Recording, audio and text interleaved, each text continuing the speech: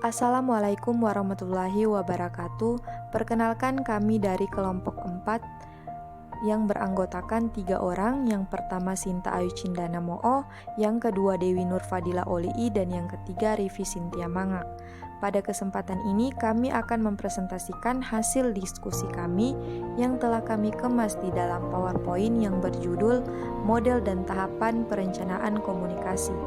Tanpa berlama-lama lagi, langsung saja kita ke penjelasannya. Oke, baik, kita masuk kepada outline yang pertama. Bagian A, berbagai model perencanaan komunikasi. Ada banyak sekali model yang digunakan dalam studi perencanaan komunikasi, mulai dari model yang paling sederhana sampai kepada model yang paling rumit. Namun perlu diketahui bahwa penggunaan atau model dan tahapan langkah-langkah pelaksanaannya itu tergantung pada sifat atau jenis pekerjaan yang akan dilakukan. Sampai sekarang belum ada yang berani mengklaim bahwa satu model itu perencanaan komunikasi yang terbaik di antara model perencanaan komunikasi lainnya. Tidak ada model perencanaan komunikasi yang dapat digunakan secara universal, melainkan sesuai dengan kondisi dan realitas yang ada. UNESCO membuat langkah-langkah yang dapat dilakukan dalam perencanaan komunikasi, yaitu yang pertama, mengumpulkan data tentang satu sumber daya komunikasi, apakah itu dioperasikan oleh pemerintah, swasta, atau kombinasi antara pemerintah dan swasta. Yang kedua, melakukan analisis tentang struktur dan sumber daya komunikasi yang ada. Beberapa banyak surat kabar, stasiun televisi dan radio, serta media-media apa saja yang ada di dalam masyarakat. Yang ketiga, melakukan analisis kritis terhadap apa yang dibutuhkan masyarakat terhadap komunikasi, jenis informasi apa yang dibutuhkan, apakah hiburan, pendapat, opini, atau berita. Yang keempat, melakukan analisis terhadap komponen-komponen komunikasi, mulai dari sumber pesan, saluran atau media, penerima dan umpan balik, serta dari masyarakat itu sendiri. Yang kelima, melakukan analisis terhadap pengembangan komunikasi, apakah media mengalami kemajuan dalam hal jumlah tiras atau oplas, sebaran atau peringkat dalam tayangan. Yang keenam, menetapkan tujuan dan sasaran yang ingin dicapai sesuai dengan kebijaksanaan komunikasi yang ada.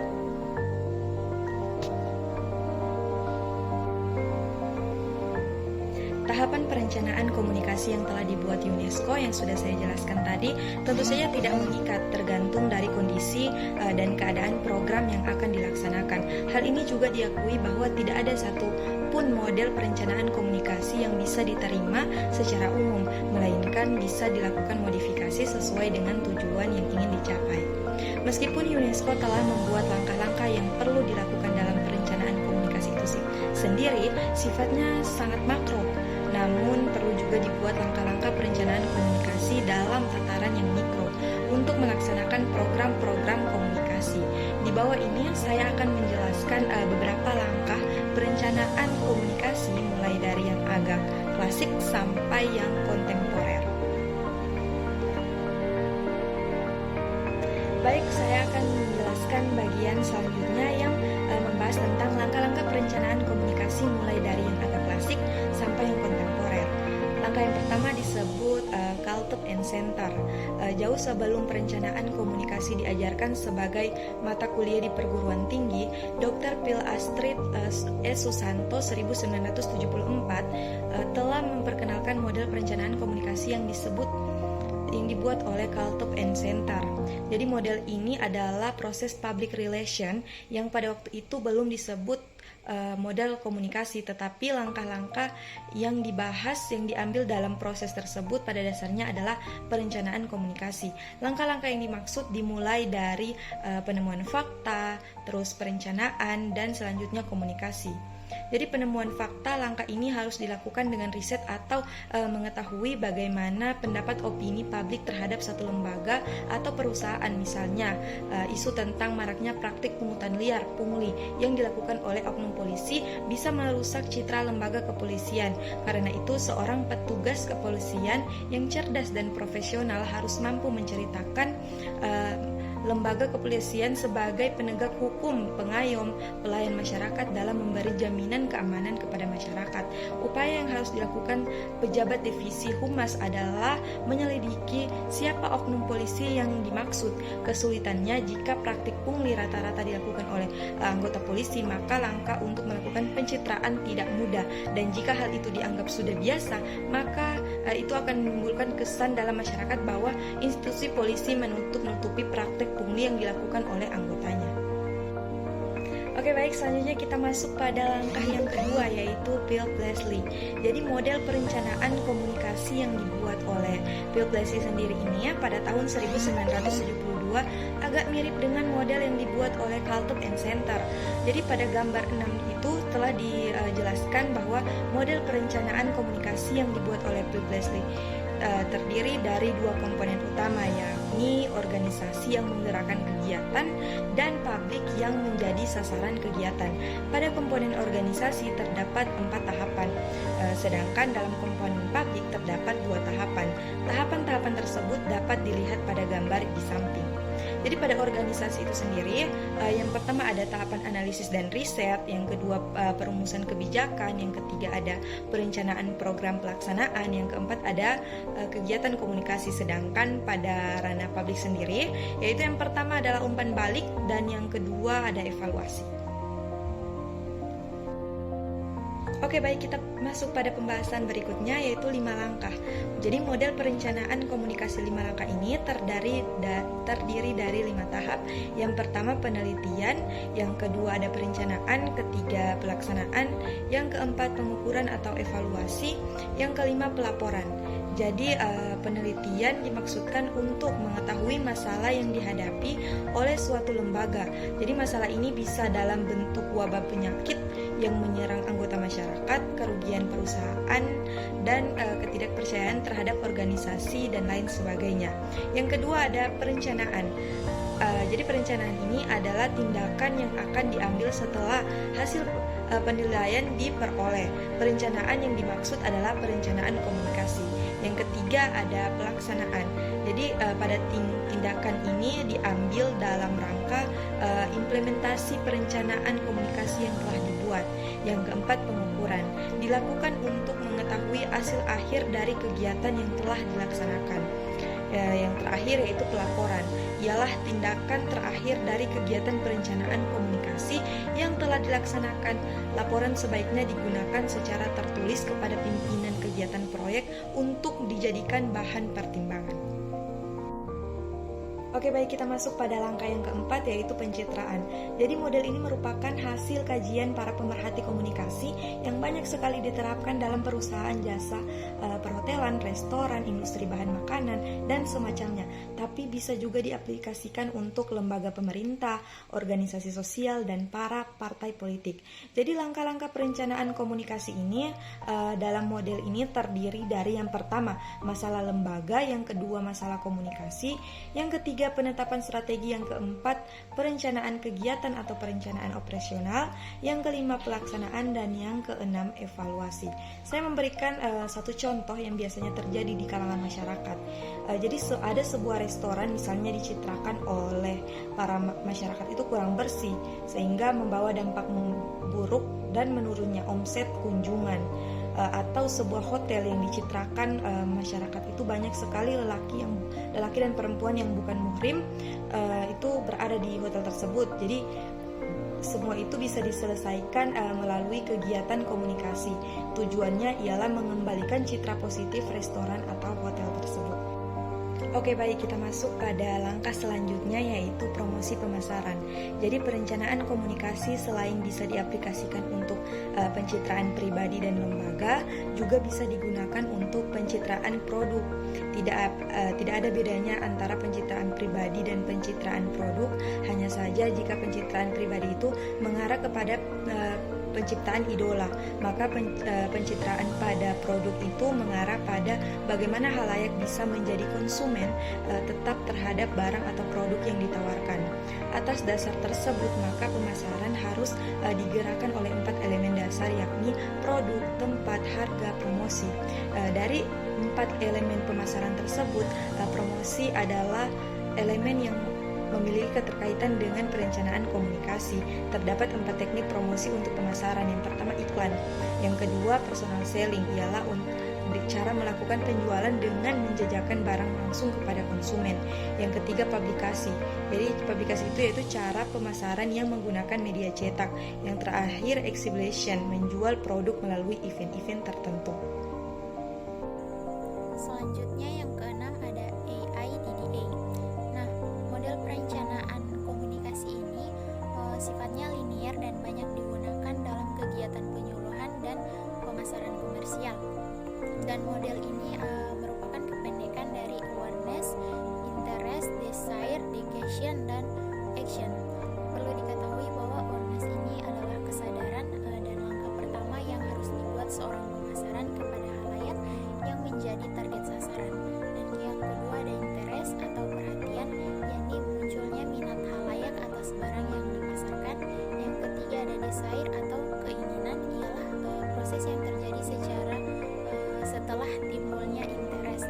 Dan yang keempat ada dedication atau keputusan, adalah tindakan yang dilakukan calon pembeli, yakni memutuskan untuk memiliki barang yang ditawarkan.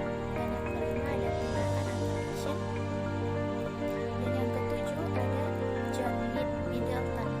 Nah, model perencanaan komunikasi dari John ini dapat diimplementasikan untuk kampanye sosial, baik yang bersifat nasional maupun daerah.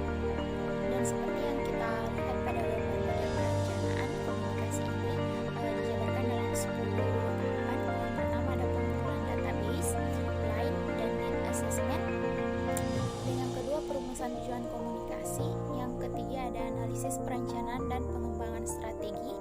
Yang keempat ada analisis dan segmentasi halayak.